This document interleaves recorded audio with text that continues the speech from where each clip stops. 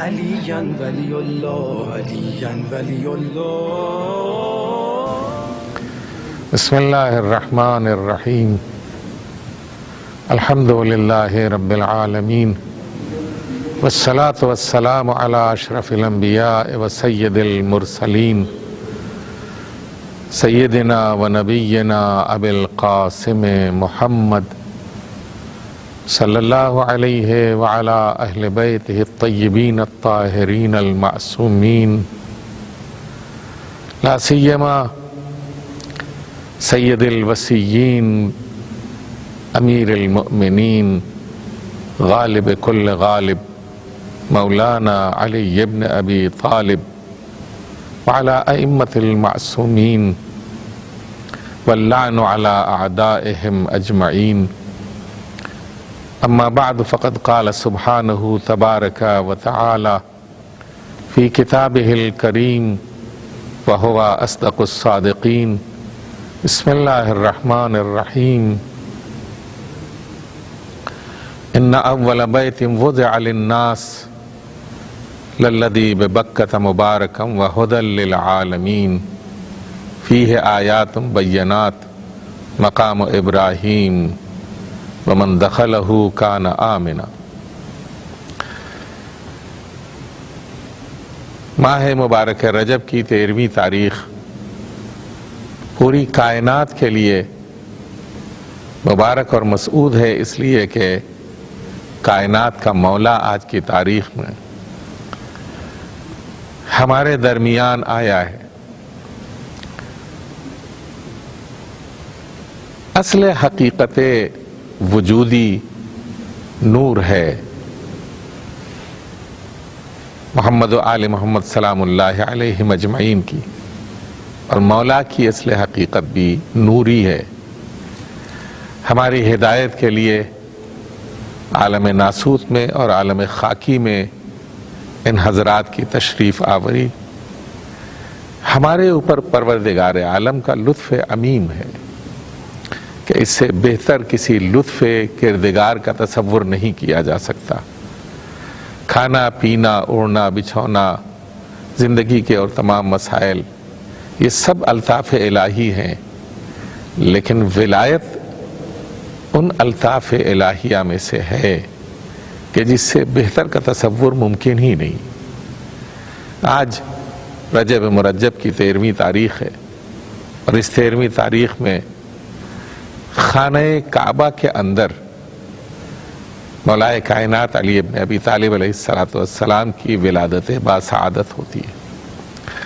اس مختصر سے وقفے میں جس بات کی طرف اشارہ کرنا چاہتا ہوں وہ یہ کہ اس آیت کی روشنی میں اس سرزمین کے اوپر جو سب سے پہلا گھر بنایا گیا وہ کعبہ تھا، اور یہ کعبہ انسانوں کے لیے بنایا گیا، تمام انسانوں کے لیے. ہم نے جو تقسیم بندی کی ہے کہ کوئی ہندو ہے، کوئی مشرک ہے، کوئی یہودی ہے، کوئی عیسائی ہے، کوئی لامذہب ہے، یہ ہماری اپنی تقسیمیں ہیں. لیکن جہاں تقسیم ختم ہو جاتی ہے اور ایک جگہ گروہ اکٹھا ہو جاتا ہے انسانوں کا، وہ انسانی انجمن ہے. اس انسانی انجمن میں تمام انسانوں کے لیے جو ایک گھر بنایا گیا، اس گھر کا نام ہے خانہ کعبہ. اور یہاں تک کہ جناب آدم نے اس گھر کی تعمیر کرنے کے بعد انبیاء کے سلسلے آتے رہے، اور پھر جناب ابراہیم کے عہد تک آتے آتے خانہ کعبہ کی نیو بھی جو ہے وہ غائب ہو چکی تھی، گم ہو گئی تھی، ریت کے طوفانوں میں دب گئی تھی. اور پھر حکم ہوا جناب ابراہیم اور جناب اسماعیل کو کہ کعبے کی پھر تعمیر کریں. ان طہر بیتی للطائفین والعاکفین والرکع السجود.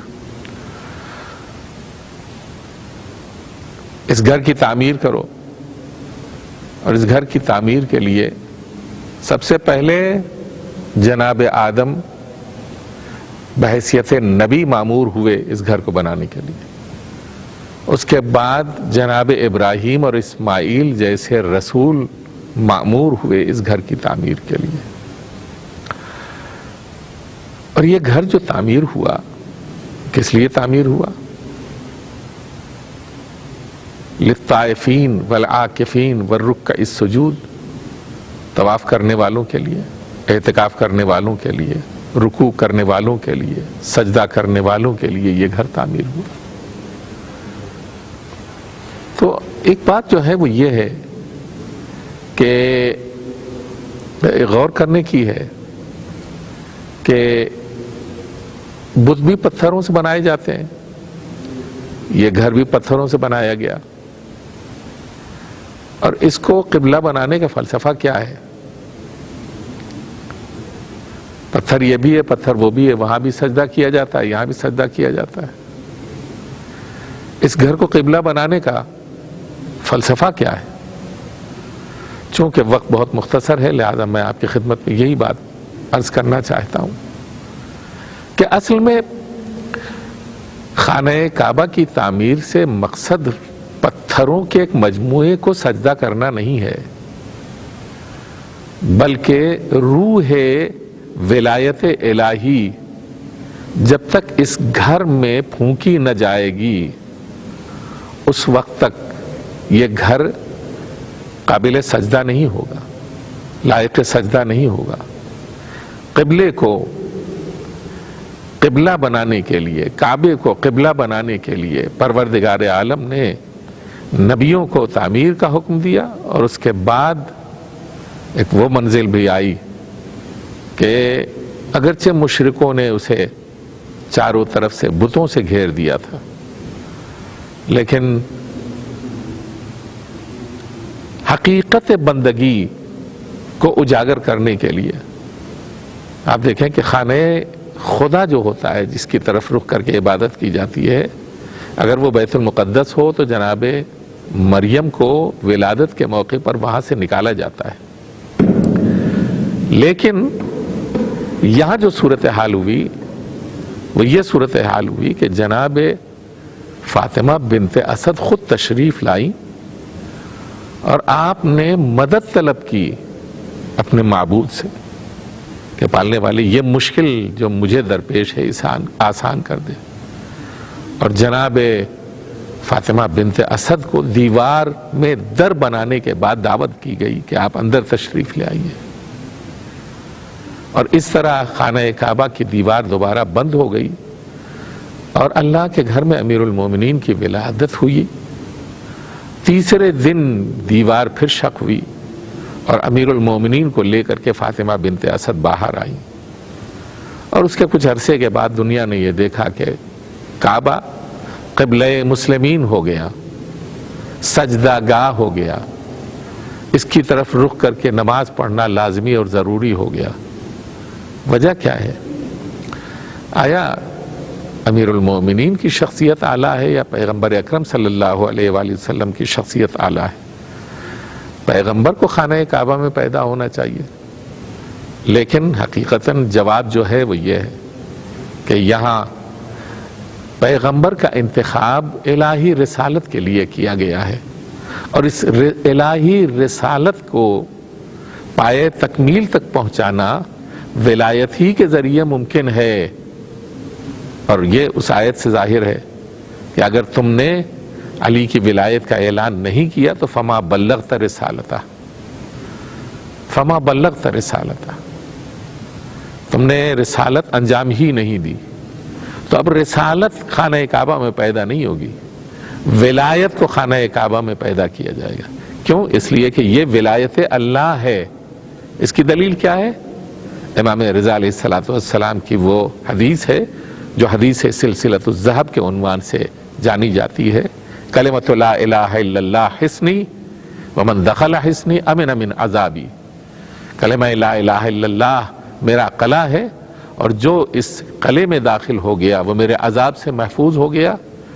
اور پھر امام رضا علیہ السلام فرماتے ہیں ولیکن بشرطہا وانا من شروطہا، لیکن اس کی شرطیں بھی ہیں، اور ان شرطوں میں سے ایک شرط امامت ہے، شرط ولایت ہے.